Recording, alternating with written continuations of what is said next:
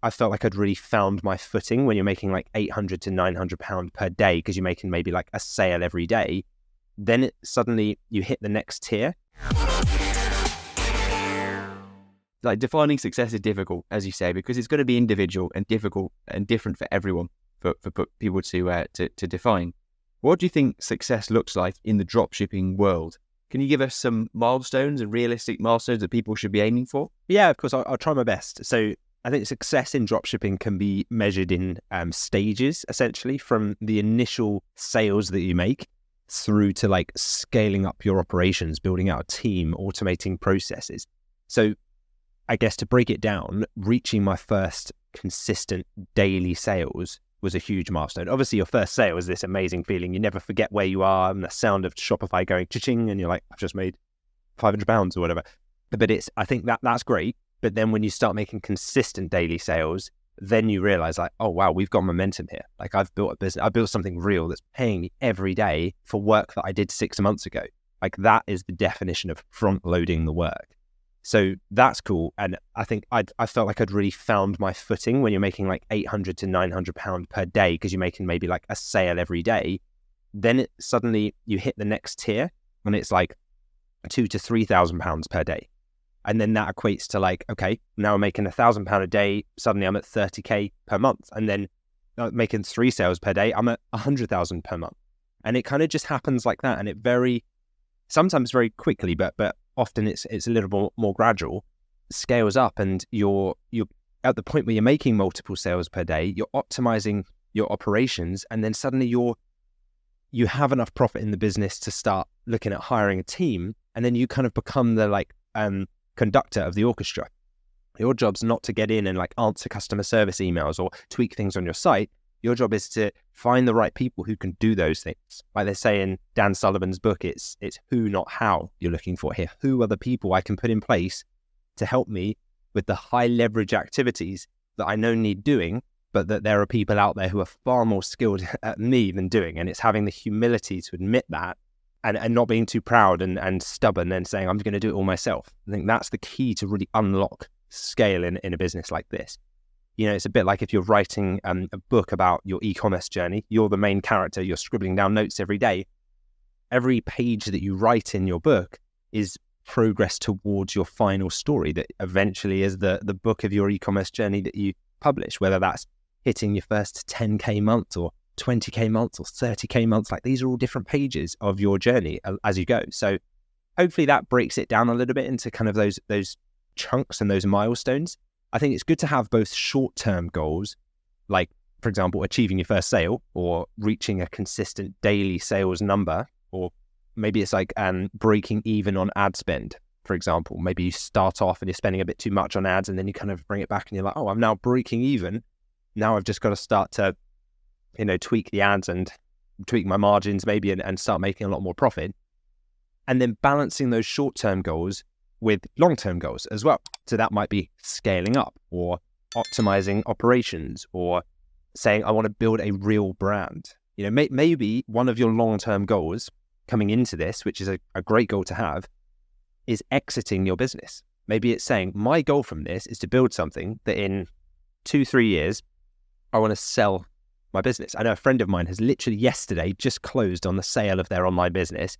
And it was for a 36 times monthly multiple of the profit that they were making per month. So that's 36 times the average monthly net profit that the business was making.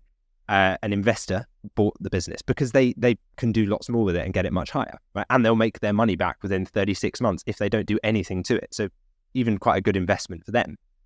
But if you think about it, I think they were making like 13,000 net profit per month with the business. So they've just sold that business for like, I think it's like $500,000, just under $500,000. So that's an amazing goal to come into and is totally possible with this kind of business model as well. Especially if you come into it with that as your goal from the outset, because you can go in thinking, everything I set up, I want standard operating procedures for. I want a very clear list of actions so that I'm not the business. The business is a set of processes, it's relationships with suppliers, it's spreadsheets, automations, it's things that can be sold as a bundled unit and transferred over to an investor or a buyer later where you say, okay, that business is yours. It runs like clockwork. The team can come with the business. I can you kind of sell it as a package. And so the team keep their jobs and remain employed. And yeah, I think that for some people is the goal. For other people, it might just be they want to keep their business as a cash flow business that pays their lifestyle as they travel the world or go through retirement or go through university or whatever that might be. So I know when I was first starting out, I was just focusing on sustainable growth, making sure customers were satisfied, like ticking the basics, the foundations, because once you have those things in place, you can really build success compounded from there. And these are all things, by the way, we guide you through inside the masterclass. So we really help you build that solid foundation, set up the processes so you're setting yourself up for long-term success with your brand. And eventually you have a nice saleable asset, something you could cash out 36 months worth of profit upfront in one lump sum transaction. You can't do that with a job, right? Exactly. There's no way you'd be able to sell your job for that level of money. Yeah, we're building assets here for the long term. And that's why it's something we put work into to get to that stage.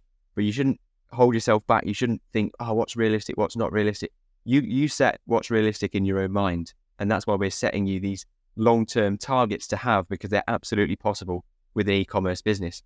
Something I think is useful to shout out now as well is for those of you who are looking to delve deeper about the initial phase initially. So like the first 90 days. And we've done a episode that's specifically about that, which is episode 59 of the Dropship Unlocked podcast to queue up after this one. And that is called Navigating the First 90 Days Dropshipping. So we really go into detail about what that looks like. But yeah, I think breaking up into short-term goals and long-term goals is important because, I mean, the success you've seen, Lewis, with dropshipping, you've done 5 million in sales. Jared, who's been on the podcast a couple of times, has done 4 million in sales. I've done £1 million in sales myself. We've got so many other success stories, Ian, Suraj. I'm forgetting a lot of people that are on the YouTube channel that people can check out as well. But these goals are all being achieved by people that came into it with no dropshipping experience beforehand. So it does show what's possible. But when they produce these results, we're not suggesting that they're done in the short term. They're not done within a month or 2 months of starting these businesses. There's short-term goals. You set up, you decide that you're going to make a first sale within the first couple of months. Amazing. Once you hit that, you can scale to the really big goals and you can ultimately set what's realistic as long as you put the work in to get there. So strategies then for people that are keen, ready to go, hungry to get to these big goals that people are achieving all the time.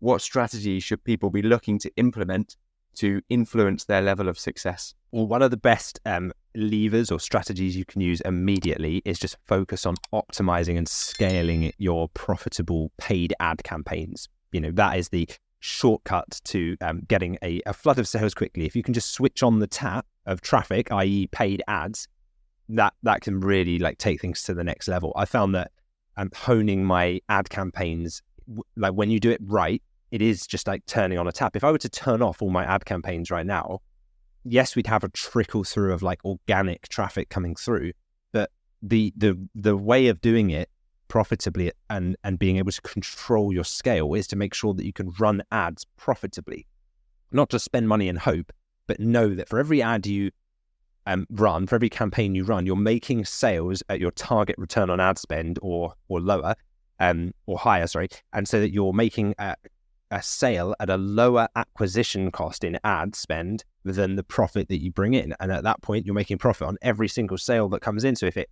costs me £100 to make a sale and I make £600 in profit on that product sale, I've now made £500 net, and I could do that all day long and keep spending £100 to make those sales on ads. That's one of the benefits with high ticket dropshipping using the home turf advantage model. So I think that's definitely one. Another would be investing in great customer service early on. That can help you build a loyal customer base, but also it just pays for itself so quickly. It's such a great return on investment. People think, oh, I'm not ready to hire a virtual assistant at this stage. And I'm thinking sometimes, I think you're not ready not to, because if you can bring someone in who answers every call that comes into the business, who answers every email, who answers every live chat request that comes in, who calls back voicemails, who calls back abandoned carts, people who didn't complete the checkout. If they make 2 or 3 sales extra per month, they've probably made you a profit because they'll have paid for their salary plus more.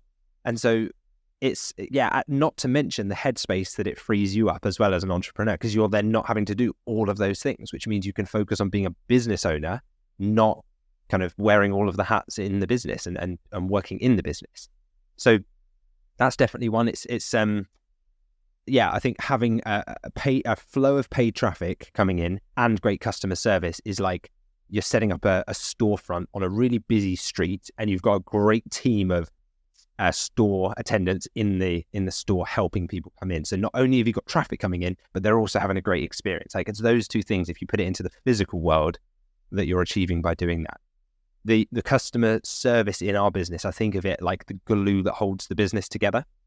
It just keeps everything running smoothly. I try and have my team provide amazing customer experience and customer service to build loyalty, because then customers want to come back, but also they want to recommend others. That word of mouth to family, to friends, they'll just go and post about you on social media if they've had an incredible experience.